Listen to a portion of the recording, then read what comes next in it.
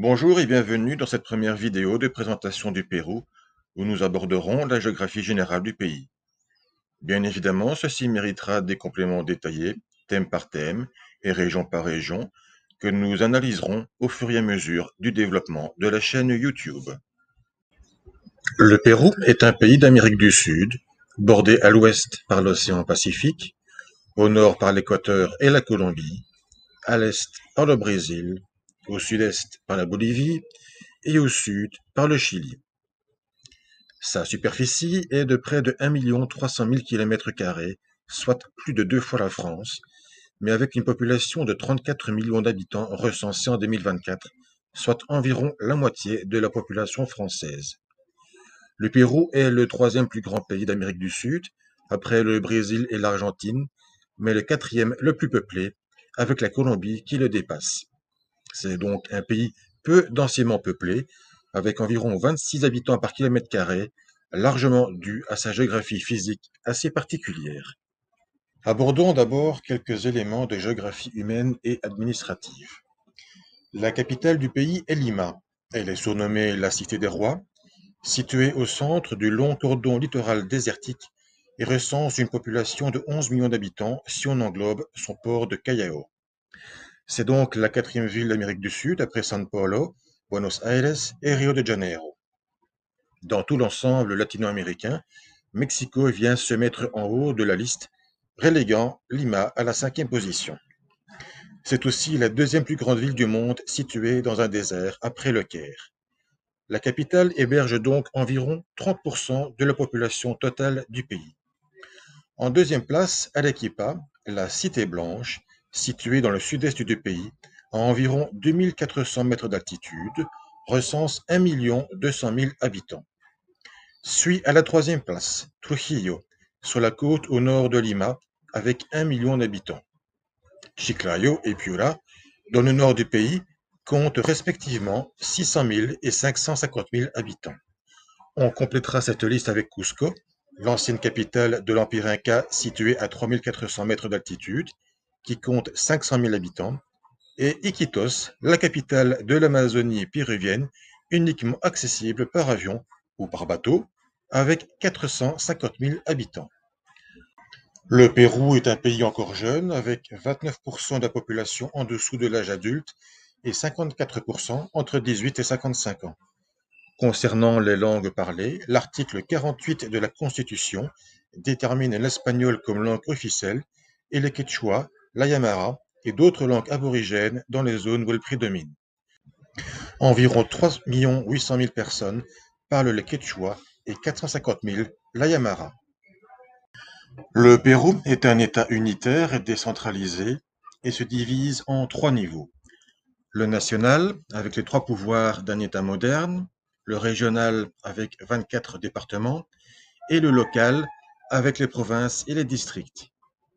Il faut ajouter à cette organisation la province constitutionnelle de Callao, le port du Lima, qui a les pouvoirs d'un département.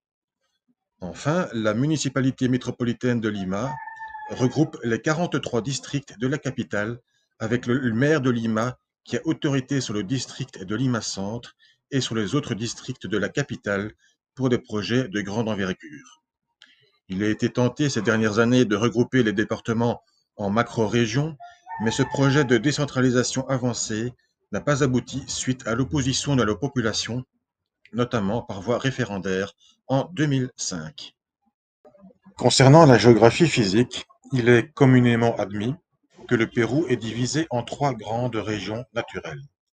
La costa, ou la côte, la sierra, ou la montagne, et la selva, ou la jungle. La costa est une longue et étroite bande de terre désertique et sablonneuse de 2400 mètres de long où on trouve la capitale Lima et d'autres villes alimentées par des vallées fertiles qui descendent des Andes et comptant seulement pour 10% de la superficie du pays. La Sierra est cette zone montagneuse où nous pouvons trouver parmi les plus hauts pics de toute la cordillère qui descend depuis l'Alaska jusqu'en Terre de Feu et recouvrant 28% du territoire péruvien. La selva est la partie péruvienne du bassin amazonien qui s'étend sur plusieurs pays d'Amérique du Sud et qui est la plus grande région naturelle du pays avec 62% de sa superficie. La nature, soit aride, soit montagneuse, soit pleine de végétation luxuriante, permet de comprendre la faible densité du Pérou. Le Pérou possède la chaîne de montagnes tropicales la plus haute du monde, avec le Nevado Huascalan, qui culmine à 6768 mètres, lui attribuant la quatrième position des plus hauts sommets des Amériques, derrière notamment l'Aconcagua, qui culmine à 6962 mètres, à la frontière entre l'Argentine et le Chili.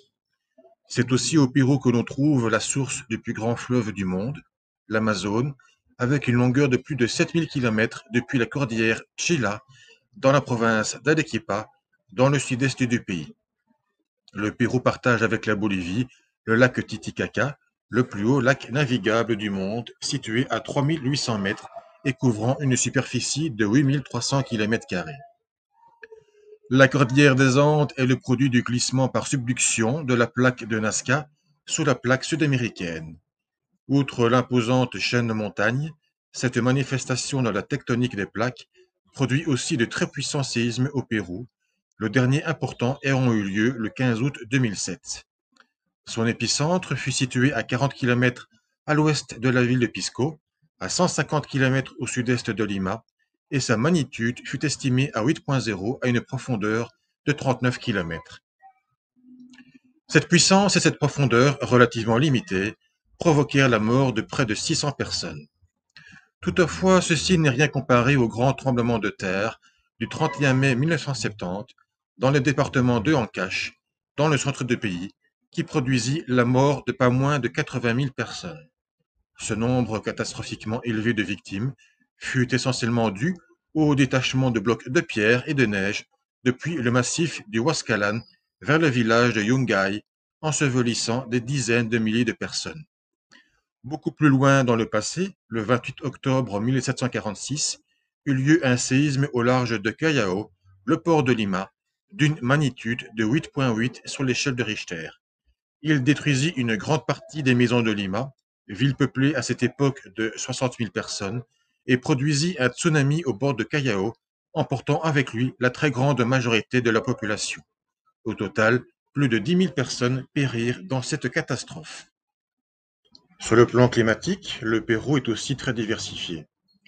Sur la côte, le courant froid de Humboldt rafraîchit et assèche considérablement le climat, bien que le taux d'humidité soit fort élevé. En effet, la réfrigération de la masse d'air provoque régulièrement une saturation de celle-ci sous forme de nuages bas, notamment en hiver, mais les températures d'eau de mer relativement basses par rapport à la latitude empêchent le développement de nuages réellement porteurs de précipitations. La capitale Lima enregistre donc à peine 7 mm de pluie par an. Seule petite exception, la côte nord péruvienne est baignée par des eaux plus chaudes, entretenant parfois de bonnes pluies tropicales.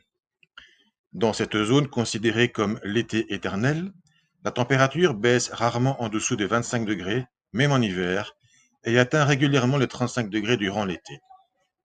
En montagne, il est tenté de dire qu'il y a autant de climats que d'étages ou de vallées. Coupé du courant réfrigérant de Humboldt, il peut faire chaud jusqu'à des altitudes très élevées, et il n'est pas étonnant d'enregistrer des températures plus hautes à Cusco à 3400 mètres d'altitude qu'à Lima durant la période de juin à septembre. C'est en effet à cette époque que Lima est plongée dans les nuages bas, alors que l'ancienne capitale de l'Empire Inca est sous le soleil. Notons que sur l'altiplano, à 4000 mètres, nous pouvons enregistrer des amplitudes thermiques de 25 à 30 degrés, avec moins 10 la nuit et plus 15 le jour, lorsque le plein soleil émerge des montagnes.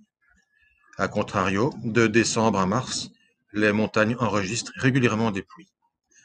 Dans la jungle, le climat est fort différent, avec une sensation chaude et humide provoquant de régulières pluies.